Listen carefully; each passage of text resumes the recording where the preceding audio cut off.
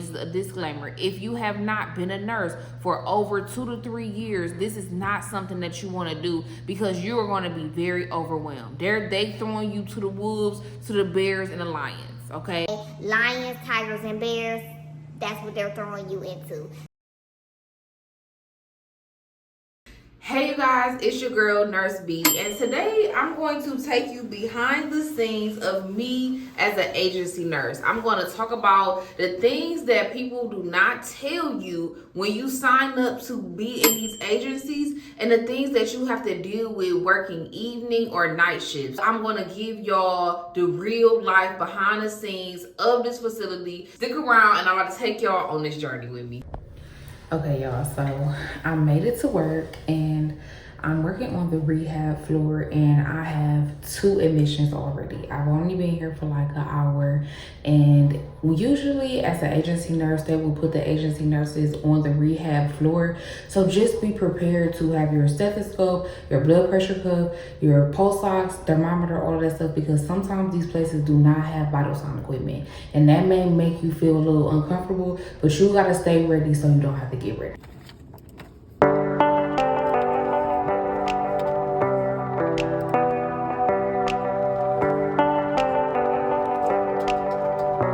So I'm in the med room. I'm gonna give y'all an exclusive behind the scenes of where we nurses spend most of our time. We got the treatment supplies in here, we got medication, we got the e-kit, and I'm gonna tell y'all what all of that is when I show y'all a visual representation of this stuff.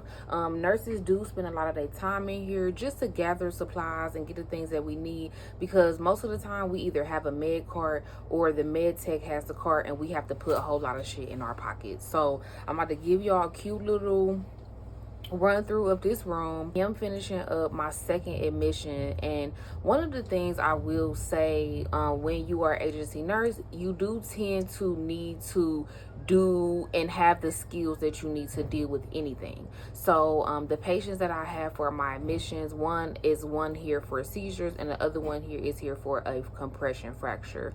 So those 2 people, you know, I'm gonna make sure they have everything that they need. And then I also have to do an ileostomy change, and I have to do like just a little butt treatment where I just put on the dressing on their butt.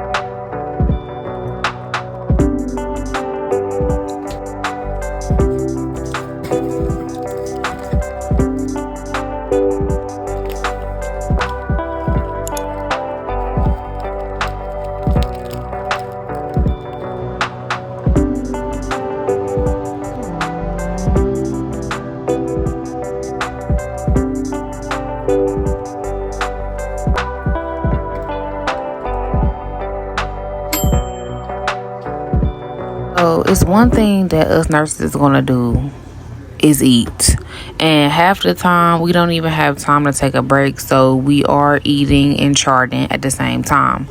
But y'all, let's take a moment for the fact that this chicken was bussin'. I couldn't even eat it all cute and stuff because it was so good, and I had to finish this admission, so you know I had to do what I had to do.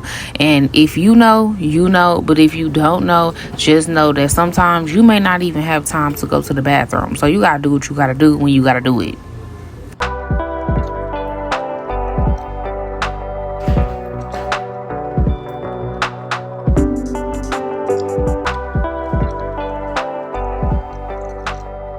So it's protocol whenever you have a new admission, you want to give them a TB skin test.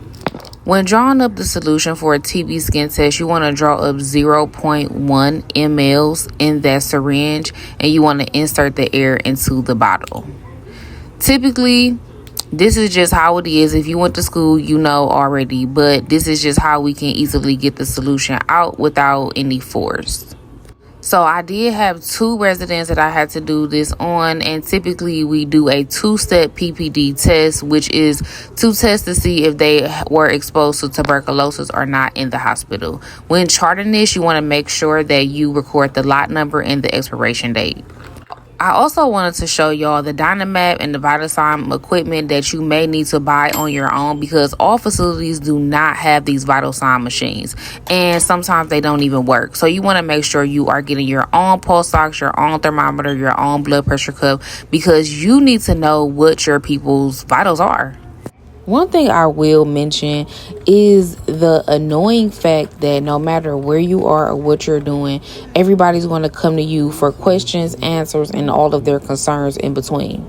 No matter if you look busy or you don't look busy, somebody's going to come and bother you and ask you a question, and you're going to have to try to figure it out or give them some type of answer that makes them feel better, especially the family members. And at times, it can be the family members that are the hardest to deal with, because they have their loved one at this facility. They're new here. They never been in a nursing home or rehab or even the hospital before. So they be on 10, especially about these pain meds. So I had to get my residents pain meds together so that I would be able to make them calm down.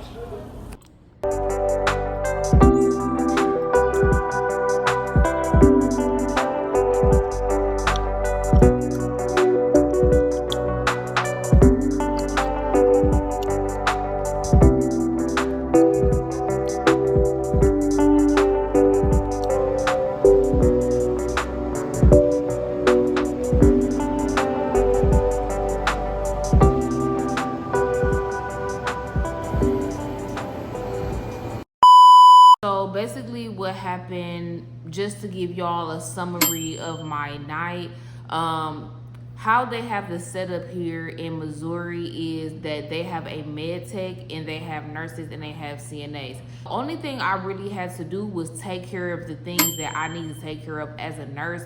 I didn't have to deal with any type of medications except for the medication that I showed y'all in the previous clip for my new admission. Typically what you want to do is you want to wait until you have a substantial skill set before you start working into agency or travel nursing, because when you are a travel nurse, they will put you in any type of situation. Okay, they are looking at you like you're making more money than me, so why wouldn't I give you the harder assignment? So as an agency or a travel nurse, you really have to have thick skin, and you have to learn how to prioritize and think critically. If you're still in school, really pay attention to the prioritization and the delegation side of nursing, because when you become a nurse, you have to realize that you have people up under you. You are at the top of the food chain underneath the doctors and the managers and stuff like that. So if you have a CMT or a CNA under you, you want to be able to delegate appropriately, okay? But you also want to be a team player. One thing that I have really noticed that a lot of nurses tend to do fresh out of nursing school is to think that they're better than the CNAs.